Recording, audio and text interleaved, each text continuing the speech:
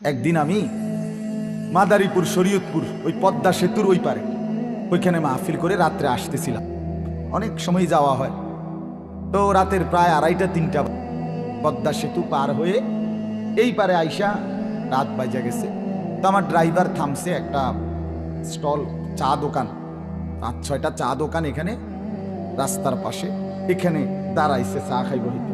Driver মাঝখানে মাঝখানে কি খায়, চা খায়, রাত্রে যেহেতু গাড়ি চালায় দূর পাল্লায়। তো আমি থামছি, আরে ওই জায়গাটার মধ্যে এই রাতের 3টা বাজে আপনার চা দোকানগুলোর পাশে একটা খোলা জায়গা আছে, ওই ড্রেজার দিয়া মাটি ভরাট করছে আর কি, বিশাল এরিয়া। এখানে দেখলাম প্রায় ওই সময় রাতের 2টা-2:30 বাজে কমপক্ষ 200 মোটরসাইকেল। এখানে প্রতিটার মধ্যে একটা একটা যুবক ছেলে আছে, আর অধিকাংশটার মধ্যেই একটা একটা মেয়ে আছে। রাতের বাজে 2:30। তো আমার বলার উদ্দেশ্য যে কথাটা, আমি গ্লাস নামাইয়া ওই আমারে চা দিছে যে চা খাইছি গাড়িতে বইয়ে বইয়ে।